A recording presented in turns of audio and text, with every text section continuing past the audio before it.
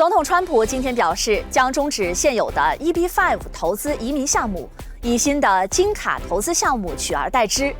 川普称，个人在向美国政府支付500万美元并通过审查后，将能获得绿卡权益。另外，ICE 突袭洛杉矶抓非法移民，志愿者大喇叭提醒勿开门。客机与私人飞机险相撞，后者沟通不当误入跑道。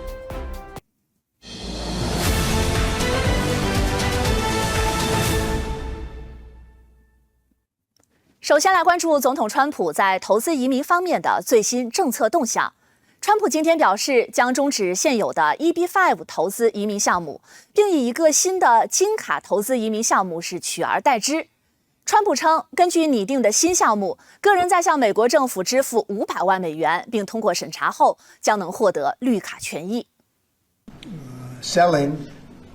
a gold card. You have a green card. This is a gold card. We're going to be putting a price on that card of about $5 million, and that's going to give you green card privileges plus. It's going to be a route to citizenship, and wealthy people will be coming into our country by buying this card. They'll be wealthy, and they'll be successful, and they'll be spending a lot of money and paying a lot of taxes and employing a lot of people.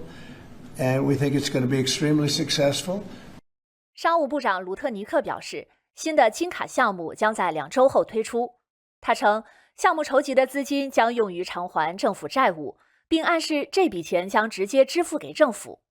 然而，尚不清楚川普是否可以在没有国会的批准下终止 EB-5 项目。该项目2022年刚刚重新获得国会授权，允许移民投资者通过向美国企业投资约100万美元来获得绿卡。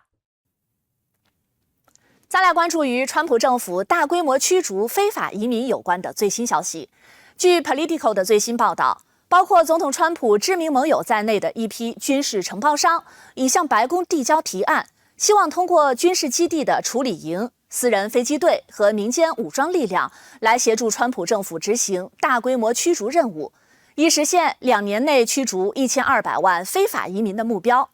分析称，这意味着每月需驱逐50万非法移民，执法活动的规模需增加6倍。而另一方面，国土安全部长诺姆昨天宣布，上周末在南部边境逮捕的非法移民数创下15年来最低，称驱逐行动已起到震慑作用。Politico 报道，军事承包商黑水公司前 CEO 普林斯等川普的长期盟友，通过了一个名为 2USV 的实体，主动向川普政府提交了一份26页提案，旨在协助川普实现史上最大规模的驱逐行动。根据该提案，联邦政府不太可能在没有外界帮助的情况下实现川普的目标。2年内驱逐1200万人，将要求政府每月驱逐近50万非法外国人，移民执法活动需增加6倍。该提案建议授权1万名由老兵、退休边境官组成的公民团体参与移民执法行动，还建议成立偷渡追踪小组，利用现有记录找到被驱逐者，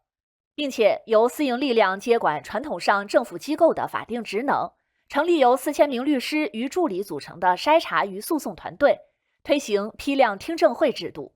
此外，还建议投入由100架私人飞机组成的机队来加速驱逐，以及在陆军军事基地建造临时营地用来拘留移民。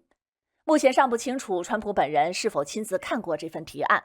但白宫发言人德赛表示，川普政府仍坚持采取全政府动员的方式来大规模驱逐非法移民。曾在拜登政府担任 ICE 幕僚长的豪斯表示，强行将1200万人从美国驱逐出境，在操作上不可能，更不用说道德和经济灾难。ICE 前代理局长桑德韦格也表示，仅授权民间武装人员执行驱逐，就必会招致法院的即刻禁令。提出该计划的实体 2USV 估计，计划将耗资250亿美元，但为 Politico 审查该计划的外部专家则表示，实际成本将接近800亿美元。另一方面，昨天下午，国土安全部长诺姆在 X 上发帖称，上周六，海关和边境保护局在南部边境只逮捕了200人次的非法移民，是15年来最低的单日逮捕数。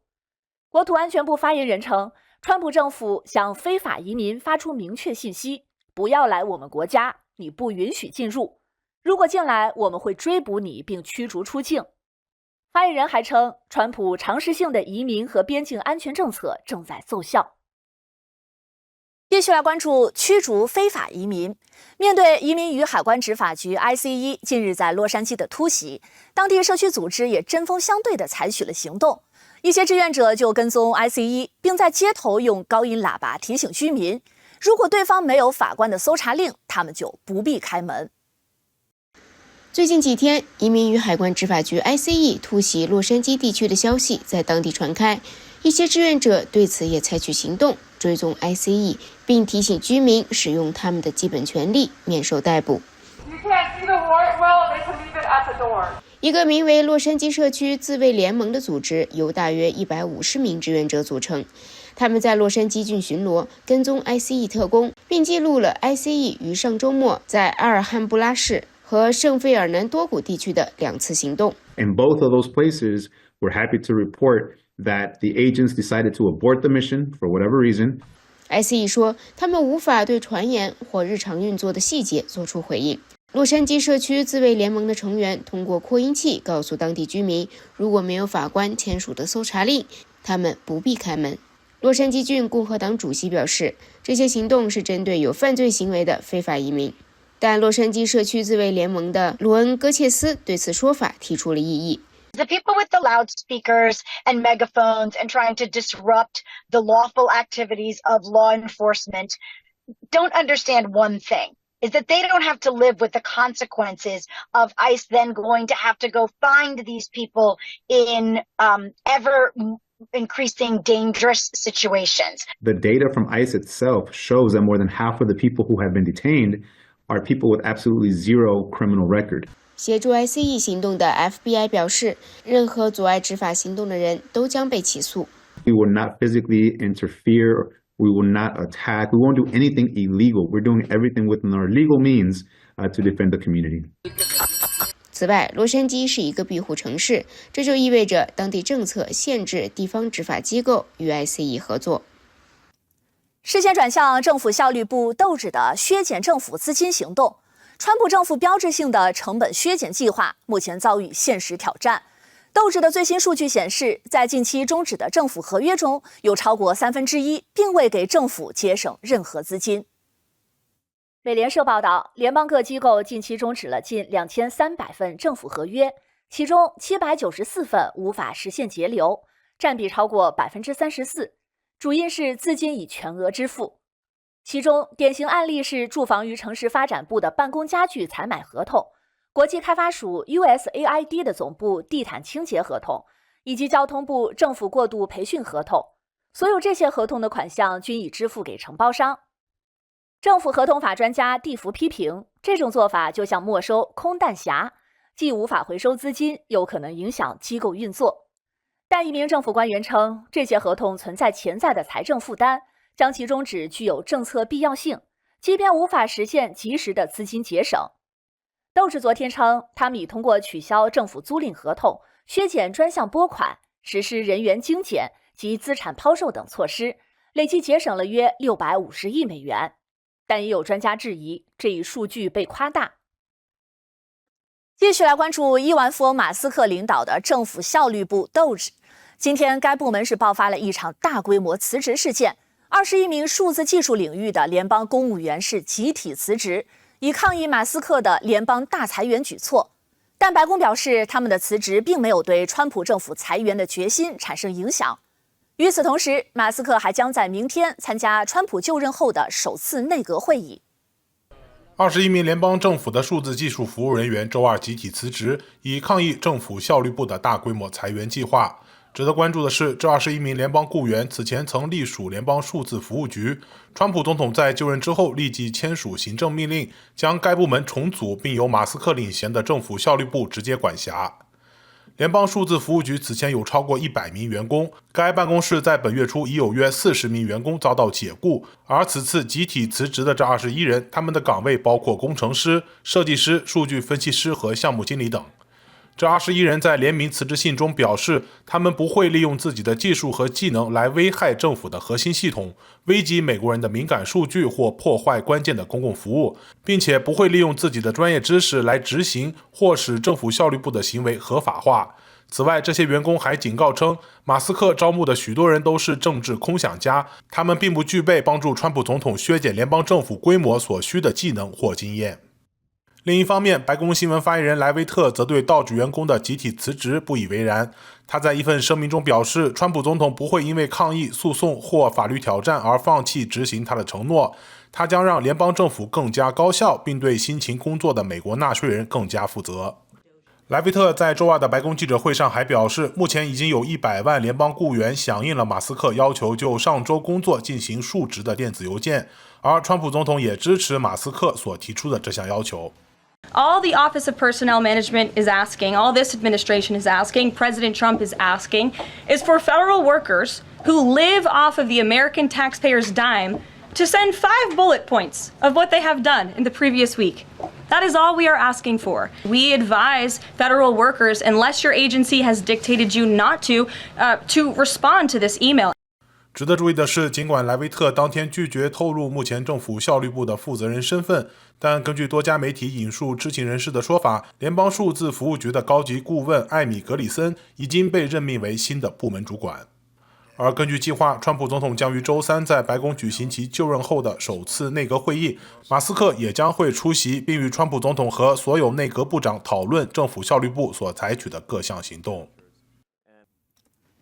今天，川普政府打破了白宫记者协会一向持续数十年的传统，今后将自行决定进入白宫采访的媒体准入资格。而这项改革计划是在美联社对其提出法律挑战的背景下进行的。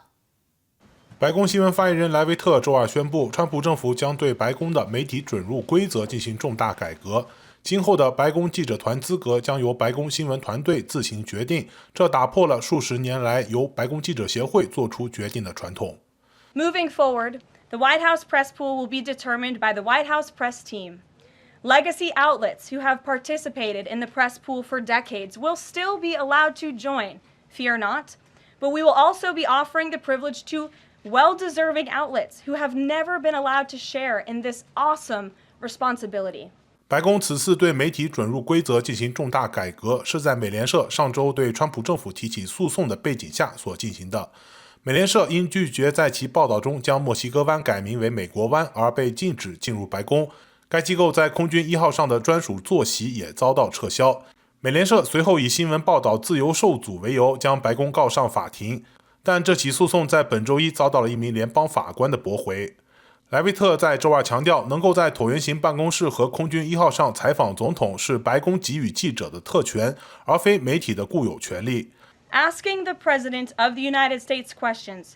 in limited spaces such as the Oval Office in Air Force One is a privilege that unfortunately has only been granted to a few. It is not a legal right for all. 他还表示，白宫将增加新的印刷媒体记者成员，特别是那些长期被排除在白宫新闻报道之外的机构。This administration is shaking up Washington in more ways than one. A select group of DC-based journalists should no longer have a monopoly over the privilege of press access at the White House. 客机险与私人飞机相撞，后者沟通不当误入跑道。接下来请继续关注。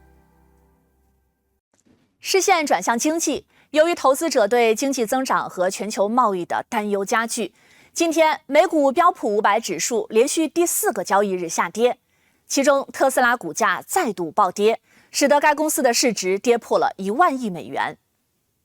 截至今天收盘，标普500指数下跌 0.47%， 科技股占比较大的纳指跌幅更大，达到 1.35%。本周的下跌也让纳指在今年的整体表现进入下跌态势。另一方面，道指今天上涨了 0.37%。今天早些时候，世界大型企业联合会公布的消费者信心指数远低于经济学家的预期，加剧了投资者对消费者支出和经济增长前景的悲观情绪。